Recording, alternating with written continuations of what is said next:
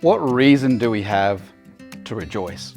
That's the question that I'd like to answer today from this passage, Philippians chapter 3, verses 1 to 11. And this question has a particular context here. At the start of the passage, Paul says to the Philippians, rejoice. And the reason why he seems to be saying that is because their confidence is being shaken up. I mean, we know that they're going through certain trials. I've already talked about that in the letter. And a particular part of those struggles is that some false teachers are coming in amongst them, telling them that they need to be circumcised and go back under the law of Moses to be legitimately Christian, which is crazy. And Paul is saying, don't be shaken up by this. And so he says, rejoice.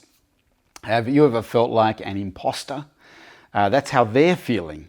And Paul's writing to encourage them. There's a great video on YouTube of a guy called, or a person called Guy Goma, who went into the BBC for a job interview. He'd applied to be an accountant with the BBC, went in there for the interview. And it just so happened that at the same time, another person called Guy was in the building, and he was an IT expert about to be interviewed on live TV. And so there is Guy Goma in the foyer, and there's a mix-up of identities, and they call him in for the live interview. And Guy Goma said in retrospect he thought it was odd that he was going into the studio, but he thought it was just all part of the process. By the time he realised that there was a mix-up of identity, he was already well into the interview, and you can see him starting to look very awkward, but then he just realises he can't do much about it, and so he goes with it. He pretends to be an IT expert. It's a great video to watch. There's a fantastic example of someone who's actually an imposter. This is how the Philippians are feeling. Are we really legitimate Christians? Paul says, absolutely, therefore rejoice. Why? Well, firstly, he says, it's those of us who are in Christ who can name it and claim it. We're the ones who can claim legitimacy. Have you ever felt like you're too sinful to call yourself a Christian? Have you ever felt like you're not zealous enough to call yourself, not fired up enough for the gospel to call yourself a Christian? I struggle with that kind of stuff all the time. And it's so natural, isn't it? It's so human to either try and just beat that sin, which you keep on falling back into, or if it's just a problem with zeal, it's so tempting to follow someone who seems to have it all together, who's really amazingly fired up for the gospel because perhaps they have the secret. Well, Paul says something absolutely stunning here in this passage. He says, I put absolutely no confidence in the flesh. What he means by that is the person who leans on their own righteousness or their own zeal, they are the illegitimate Christian. It's only the person who relies not at all on their own righteousness or their own zeal, but on Christ alone. They are the legitimate Christian. So first of all, he says, rejoice because it's those who are in Christ who can name it and claim it, that identity, Christian. Secondly, and to back up his first point, he says the flesh is flawed. Trying to lean on your own righteousness is a hopeless pursuit because the flesh is flawed. And he uses himself as an example. He says, look, if anyone can be right before God by following the law and by their own righteousness, it's me. When I was a Jew, I was the most Jewish of all Jews. You know, I was born in the tribe of Benjamin. I was circumcised on the 8th day, did all the right things. I was a Hebrew of Hebrews. I was a Pharisees, a bunch of men who were particularly zealous for the laws and for Israel. I was so fired up that before I became a Christian, I used to persecute the church because I thought they were anti-God. And when it came to obeying the law, I was faultless. But now he says, I consider all of that rubbish. It says there in the NIV translation, rubbish, but actually in the original Greek, it's usually translated as excrement or dung or crap. I consider all of those previous efforts that I'd achieved so much in as rubbish, dung, excrement. Why? Well, he says here that I have been found in Christ. He doesn't say I have found Christ or realized Christ is a better way. He says, I've been found in Christ. He says here that Christ has grabbed me, and I now see that what I was trying to achieve under my own steam, I couldn't do.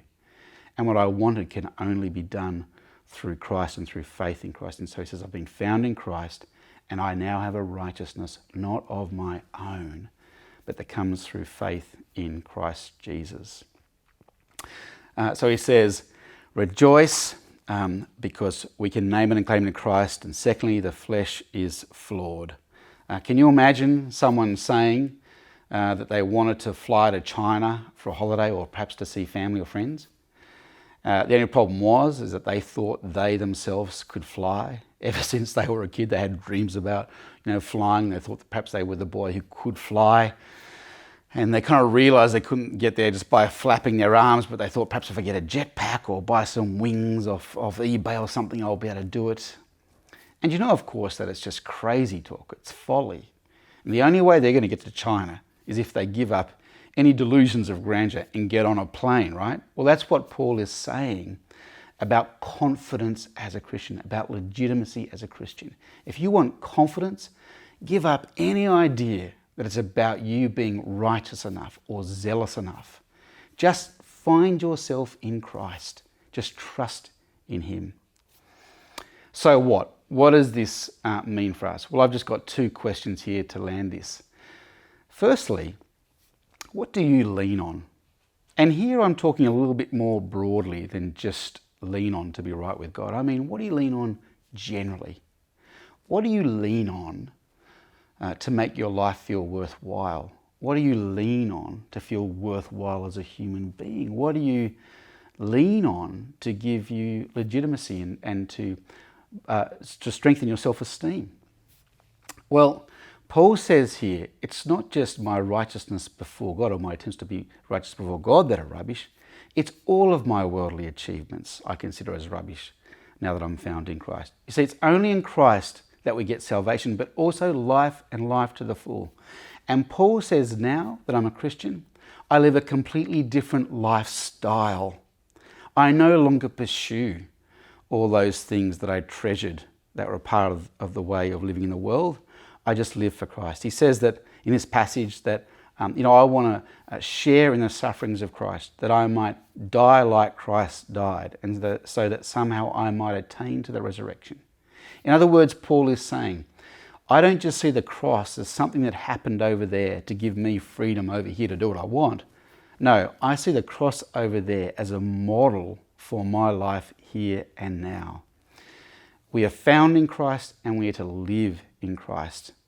And that's my challenge to you as a Christian, is to give up all efforts to gain life and life to the full and put your lot fully in with Christ. It's a hard thing to do, but it's the only way to go. It's a wonderful thing to do. It's the best thing to do. I think of that illustration with the monkey trap. Do you know the one? Where there's the monkey there, there's a cage, there's a banana in the cage, there's a little hole in the side of the cage. The monkey puts his hand in through the cage, reaches down, grabs the banana. But of course, he can't pull it out because the hole is not big enough to allow his hand to come out with the banana in it. If the monkey wants his freedom back, he has to let go of the banana. But he wants that banana. What is he to do? Of course, he's got to sacrifice that banana, right? Well, that's what Christ and Paul challenges us to do. Lay our ambitions and our desires and our dreams at the foot of the cross and put our lot fully and totally in with Christ. Secondly, do you feel like an imposter, a spiritual imposter? If that's how you feel, this passage is mainly for you, and I would simply say, rejoice. It's not the people who feel confident in their own righteousness, who are right with God, who are legitimate. It's those of you like yourself and like me who constantly feel concerned about our lack of righteousness and our lack of zeal. We are the legitimate Christians because it's only by being found in Christ that we can rejoice and have rightness with God.